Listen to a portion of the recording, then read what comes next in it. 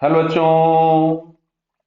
यहां लिखा है two balls are dropped from the top of the tower after time interval T naught seconds where T naught is smaller than the time taken by the ball to reach the floor. मतलब दोनों ही गेंदें हवा में है, कोई भी जमीन पे अभी नहीं पहुंच पाई है।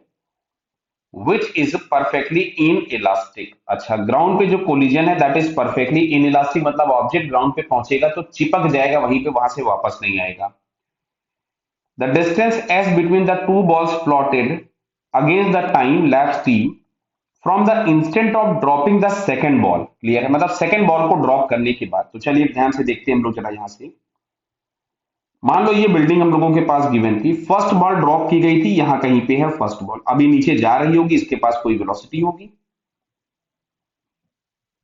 ये हम लोगों के पास पहली वाली बॉल है फर्स्ट। यहां से अभी हम लोगों ने सेकंड वाली बॉल को रिलीज किया है।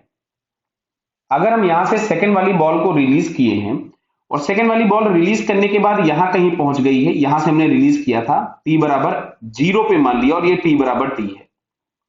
क्या बात क्लियर हो रही है? तो ये वाला जो टाइम हम लोगों के पास होगा इसके लिए वो आपके पास हो जाएगा T naught plus T. T naught plus T. क्या बेटा क्लियर हो रही है बात? चलो अब हम आते हैं, हम लोग इस टाइम पे रिलेटिव वेलोसिटी लिखते हैं। तो यहां कहीं पे इसकी वेलोसिटी होगी, तो अच्छा फर्स्ट वाले की जो वेलोसिटी हो जाएगी वी। तो फर्स्ट वाले की वेलोसिटी v हो जाएगी हम लोगों के पास। अब इन्होंने किस डायरेक्शन को प्लस ले रखा है वो कुछ नहीं पता है, तो चलो हम लोग क्या करते हैं, ऊपर वाले डायरेक्शन को फिलहाल प्लस ले लेते हैं, नीचे वाले को हम माइनस ले लेते हैं। ऊपर वाले डायरेक्शन को अगर हमने पॉजिटिव ले लिया तो एक्सेलरेशन निगेटिव होगा। तो यहां से लिखोगे minus of G into T naught plus T, V बराबर यू प्लस ए टी। इसको मैं वी वन लिख दे रहा हूं और इसको अगर मैं v2 लिखूंगा तो ये आ गया gt। क्या बेटा क्लियर हो रही बात? चलिए दोनों पे एक्सेलरेशन g है, तो मैं यहां पे लिख रहा हूं अब मैं रिलेटिव से वेलोसिटी, इनिशियल वेलोसिटी। अभी हम लोग ये वाली जो वेलोसिटीज हैं दीज आर इनिशियल, बिकॉज हम इस मोमेंट पे काउंट कर रहे हैं। भी क्लियर है? तो velocity of one with respect to two, तो यहां से हम लोग लिखेंगे velocity of one minus velocity of to.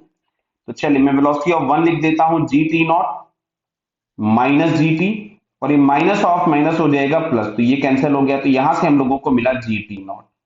Clear? ये आ गया initial velocity of one with respect to two. अब बात आती है एक्सेलरेशन की। तो acceleration of one with respect to two t समझ में आ रहा है दोनों पे ही जी होगा, तो रिलेटिव एक्सेलरेशन जीरो हो गया। अब यहां से हम लोग डिस्प्लेसमेंट लिखते हैं, एस बराबर UT plus half A T square. तो यहां से एस बराबर हम लोग लिखेंगे तो यहां से सिंपल आपको मिल रहा है minus of ji t not into T. क्या क्लियर हो रही बात? ये प्लस यहां पे एक्सेलरेशन जीरो हो गया, मतलब जो भी एस टी ग्राफ होगा वो एक स्ट्रेट लाइन हम लोगों के पास बनने वाला है। क्लियर? तो स्ट्रेट लाइन बना देते हैं हम लोग, और जो सेपरेशन होगा वो एक कांस्टेंट रेट से बढ़ता हुआ दिखाई देगा। तो यहां से हम लोगों के पास ये चारों ही ऑप्शन में दिख रहा है, लेकिन ये वाला ऑप्शन गलत क्यों हो गया? क्योंकि यहाँ पे इनिशियल सेपरेशन जीरो दिख रहा है, जो कि नहीं होगा। क्यों? यहाँ पे इनिशियली ये वाली इतने सेपरेशन पे होगी ही होगी। क्लियर? तो ये पहला वाला आंसर तो गलत हो गया। अब बात आती है हम लोग के पास, सॉरी सेकंड वाला गलत हो गया, फर्स्ट थर्ड और फोर्थ में से बचता है। अब सुनो, अब होगा क्या, पहली वाली बॉल यहां ग्राउंड पे आके चिपक गई, उसके बाद अब जब उसके बाद की बात करोगे तो फर्स्ट वाले बॉल का तो सब कुछ खत्म हो गया, अब बची केवल और केवल सेकंड वाली बॉल। तो सेकंड वाली बॉल के लिए अगर हम लोग लिखेंगे तो एस बराबर कुछ भी मिलेगा UT plus half A T square, जिसमें इसकी कोई भी वेलोसिटी होगी, और यहां हो जाएगा 1/2 जी टी स्क्वायर। क्लियर है? हमने डाउनवर्ड डायरेक्शन को निगेटिव लिया था, अपवर्ड को प्लस। तो अब ये दिख रहा है पैराबोला। जो पैराबोला का ओपनिंग आपको कैसा दिख रहा है? निगेटिव एस की तरफ। क्यों? अगर एस की पावर 1 और टी की पावर 2 तो ग्राफ होगा पैराबोला। पैराबोला का ओपनिंग हमेशा उसकी तरफ होता है जिसका पावर 1 है, तो एस लीनियर पावर में था। स्क्वायर का कोफिशिएंट डिसाइड करता है डायरेक्शन ऑफ ओपनिंग, तो स्क्वायर का कोफिशिएंट माइनस है, मतलब ओपनिंग निगेटिव एस में।